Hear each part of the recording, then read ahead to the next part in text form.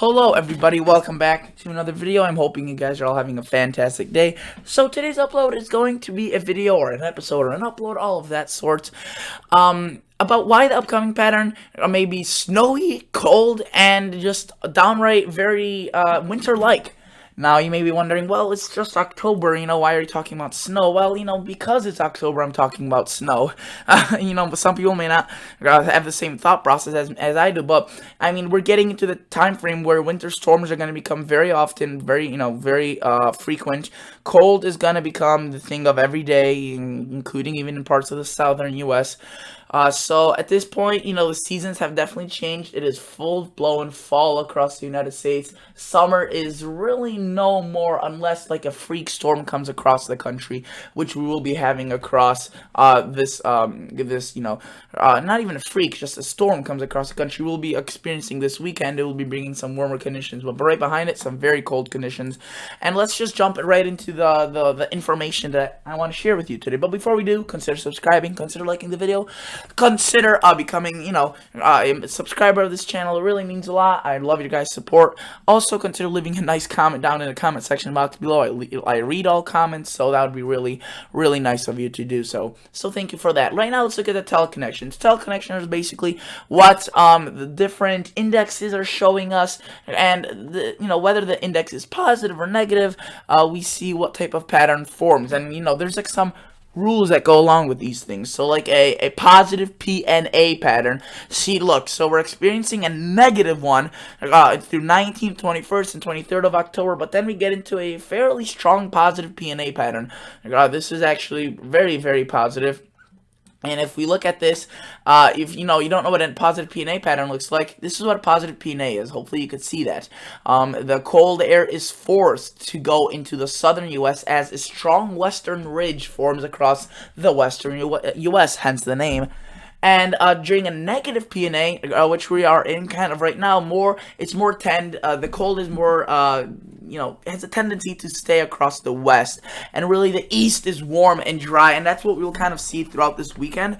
That's why we're seeing these warmer conditions across the east right now and the Midwest because of the negative PNA pattern, and that's associated with a big storm that's coming across the country. However, after that big storm passes through, cold air is forced to the south by, helped by that strong western ridge, and that's already pointing towards a cold pattern just by looking at the positive PNA. And the negative PNA, up till the 23rd of October, and then from then on, positive. So that's already one indication of a cold potential pattern. Now, let's look at the NAO index, and this basically stands for North Atlantic Oscillation, and you could see, this thing all throughout is just going to be negative, maybe a little bit towards the positive as we go towards November, but, possibly still staying well into the negatives. So, 150, by the way, that's very negative, and that's a good sign if you want cold again in the eastern U.S. Let's look at a negative NAO pattern. North Atlantic Oscillation, you could see this is what a negative phase looks like. We see a big blocking high across Greenland and into southeastern Canada, and this basically just sends a jet stream down into the U.S. It's kind of like a blocking pattern. One high right here, and if there was a little bit moved over to this image, there would be another high across Canada or Alaska.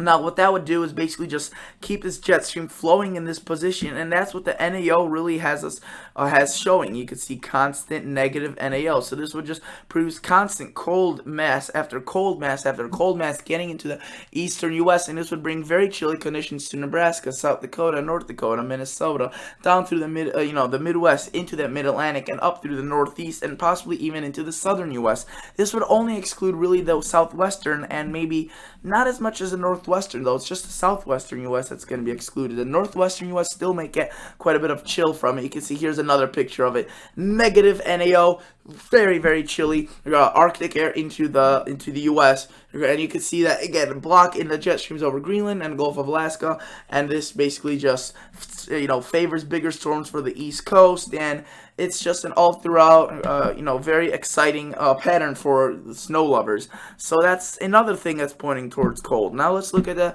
EPO. The WO, you can see it isn't really too negative or too positive, so I basically just kind of ignored it because it's not going to be playing a huge role. Also, it was hard to find a good image of what a negative and a positive does, but again, also kind of hinting towards a cold onset or a cold pattern in the long range. The EPO, you can see very positive, but then it gets even more negative, almost again into the negative 150s, which is very strong indice. And you can see that the EPO, which stands for Eastern Pacific Oscillation Index, I think that's what it stands for. You can see right there, shows that in a negative phase, which is shown right here. You can see that the Arctic, the cold air, is sent into the United States, which is again demonstrated by this. And you can see a ridge of high pressure and warm air aloft over the Northeast and Pacific and Alaska. So basically this one is kind of more addressing the Alaskan blocking high.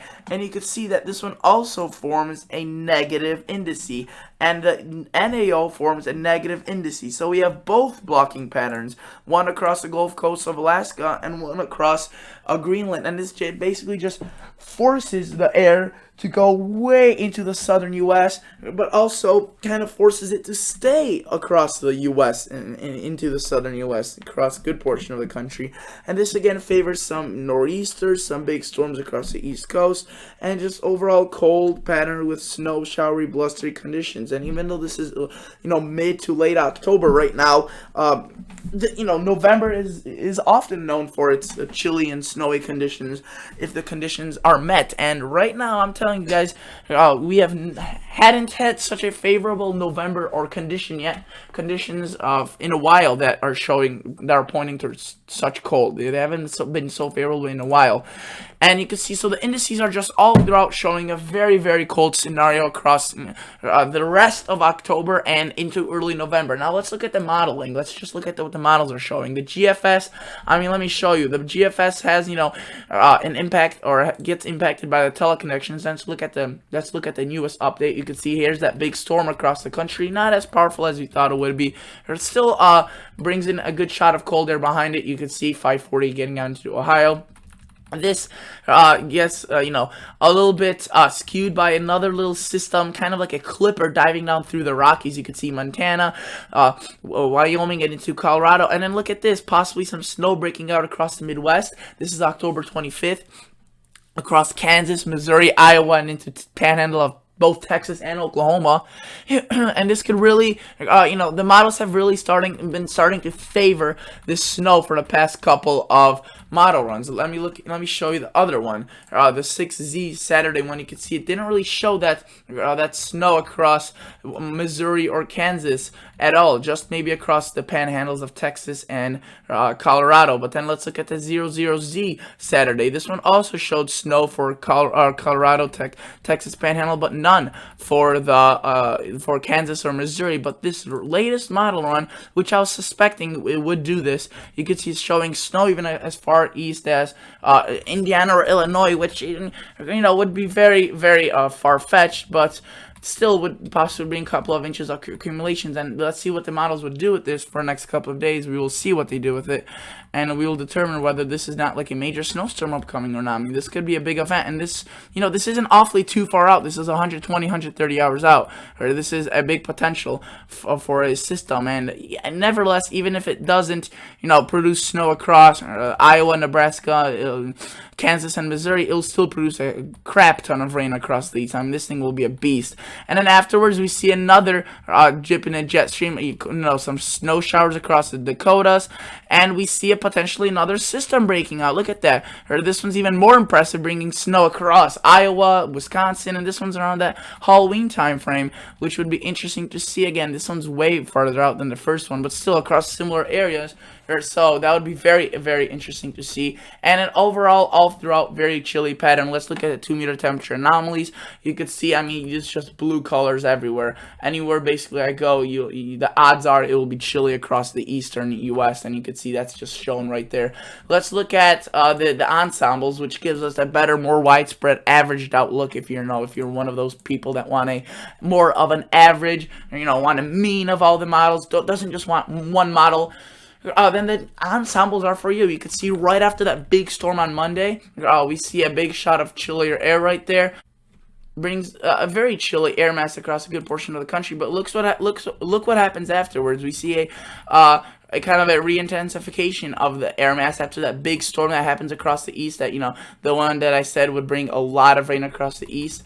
Look, even bigger air mass comes through and kind of sticks around for quite a while. So, and notice how also parts of the northwest get on this. The only area that doesn't is really the southwest, which towards the end, even the southwest could be getting some spotty, colder areas, which is just, very all throughout very cold outcome. Look at the European model. Let's look at the height anomalies, and you could see that what they basically do is show quite a bit of chill across the eastern U.S., which with a little bit of a favoring across the western U.S., but that could definitely still switch with the next model run. The European has been less consistent with its model runs, but overall, I would say that has been doing a very good job as well with the GFS, kind of agreeing, which, now they're a little bit less in agreement, which is what we'd usually see. It's been surprising that they've been in any agreement at all for the past week or two, showing this cold air for end of October, which has made my job easier, because when two models agree that are usually in disagreement, that usually indicates some sort of pattern or some sort of indication. So